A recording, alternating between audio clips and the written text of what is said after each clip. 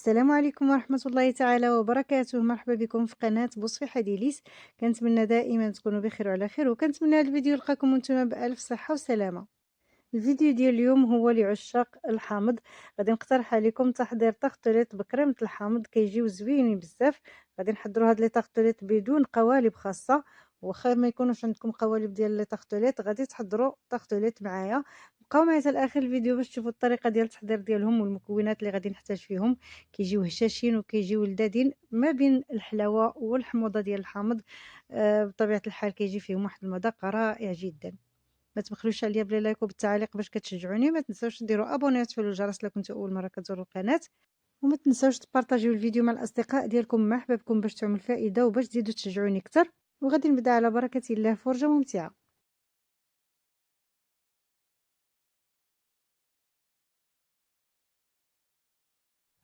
بسم الله على بركه الله. في المقادير ديال العجين ديال الصابلي غادي نحتاج فيه نص بيضه، واخا كتشوفوا هنايا عندي بيضه راني غادي نخلطها وغادي نقسمها على جوج. عندي هنايا 75 غرام ديال الزبده بدرجه حراره المطبخ، معلقه كبيره ديال السكر كلاصي، غادي نحتاج معلقه صغيره ديال الفاني، ونص معلقه صغيره ديال الخميره الكيميائيه. غادي نحتاج القشره ديال الحامض وكتبقى اختياريه. غادي نحتاج رشيشه ديال الملحه، وعندي هنايا الطحين كيبقى على حسب الخليط. هنايا عندي كاس، غادي نشوف شحال غادي يدخل في الخليط وغادي نقول لكم الكميه بالضبط في الاخير.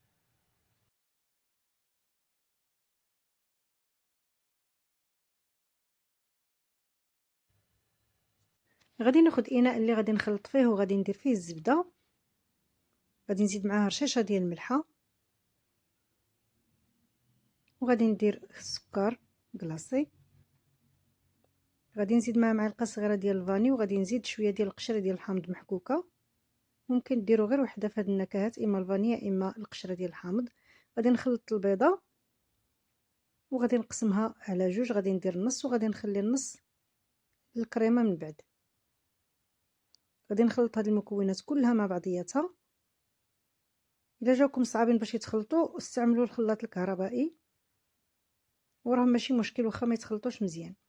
غادي نزيد نص معلقه صغيره ديال الخميره الكيميائيه، وغادي نزيد الطحين وغادي نبدا كنخلطهم.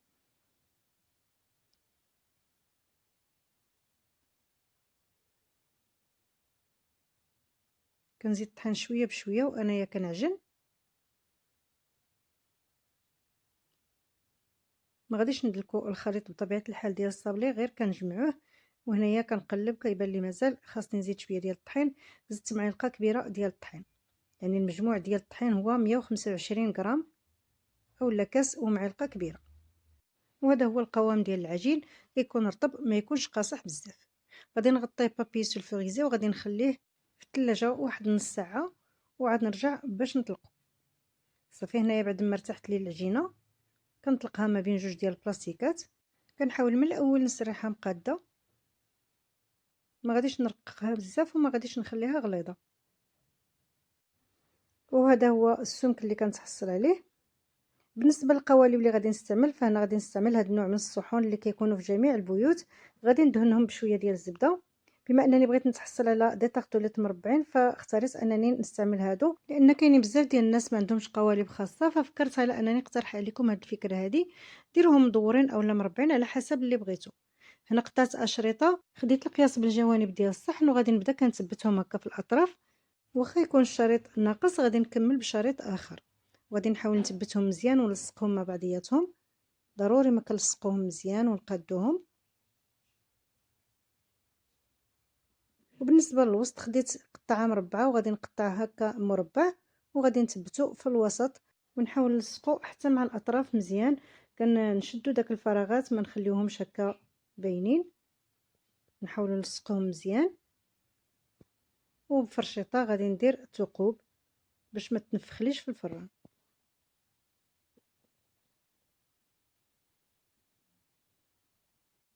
وغادي نكمل باقي الصحون بنفس الطريقه. دائما كنثبت الاشرطه من الجوانب.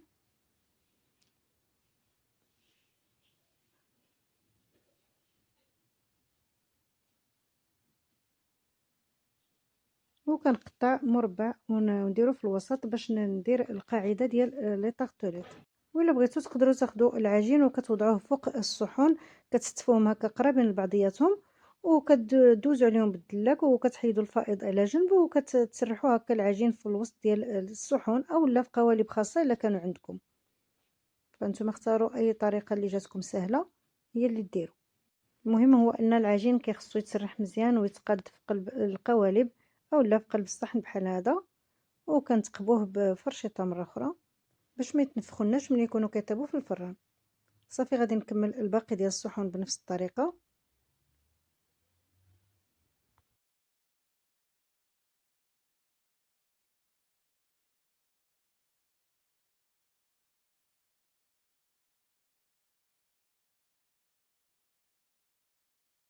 صافي بعد ما شكلت العجين في الصحون اللي عندي، غادي ناخذ سكين وغادي نحيد الفائض ديال العجين اللي كيكون طالع هكا في الجوانب باش نقادهم ويجي الشكل ديالهم مزيان.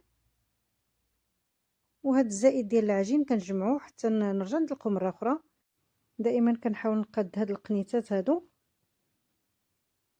لانهم كيبقى فيهم شويه العجينه كتكون غليظه، فضروري ما كنردوا لهم البال ونقادوهم باش يجيونا كلهم مستويين وكلهم بنفس الشكل.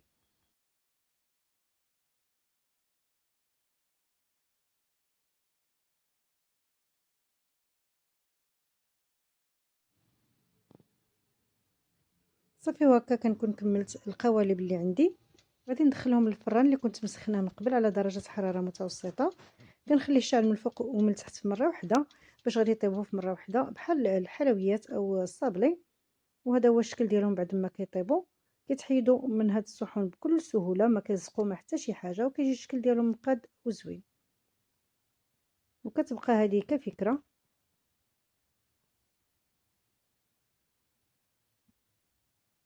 صافي غادي نحيدهم دابا على جنب وغادي ندوز باش نوجد الكريمه.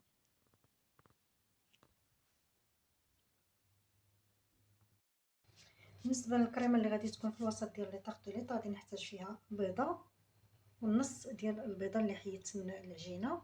غادي نحتاج معلقه كبيره ديال السكر سنيده، معلقه صغيره ديال الزبده، غادي نحتاج حامضه، غادي ندير القشره ديالها وغادي ندير العصير ديالها. وفي طنجره غادي ندير فيها القشره ديال الحامضه، غادي نحكها في الجهه الرقيقه، كنحك لها غير الجهه الصفراء ما نزيدوش حتى الجهه البيضاء باش ما تلقناش المروره في الكريمه.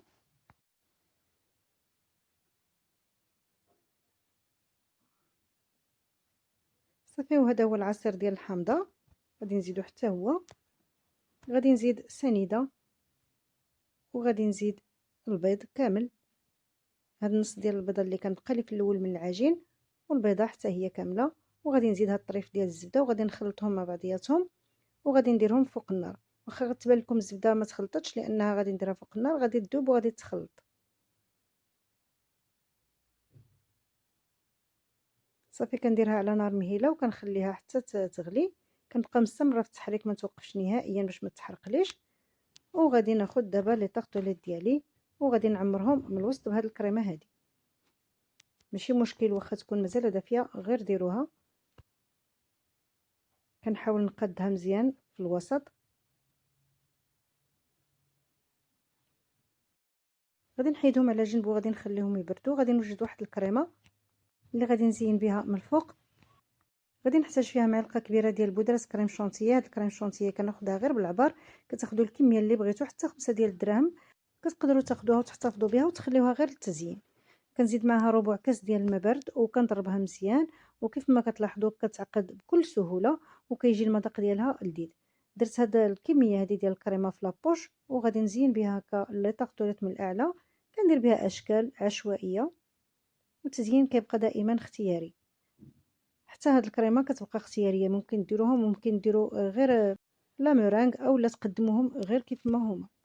وباش ندخل شويه ديال الالوان في هاد لي طارطوليت زدت حبات ديال الرمان وزدت حبات ديال النوازيط.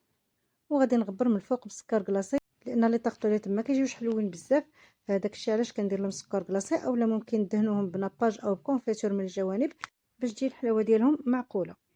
الا كنتو كتفضلوا الحامض يجي المذاق ديالو غالب فخليهم كيف ما هما وكيبقى لكم الاختيار. بهذه الطريقه هذه جا المذاق ديالهم هو هذاك الحلاوه. كنتمنى ينالوا اعجابكم وتجربوهم غادي يعجبكم ان شاء الله الا كنتم من عشاق الحامض. الى عجبكم الفيديو ما تنساوش تبارطاجيوه مع الاصدقاء ديالكم مع احبابكم باش تعم الفائده، وما تبخلوش عليا بلي لايك وبالتعاليق، وما تنساوش ديروا ابوني وتفعلوا الجرس باش يوصلكم دائما الجديد ديالي. والى اللقاء مع فيديو جديد، مع السلامه.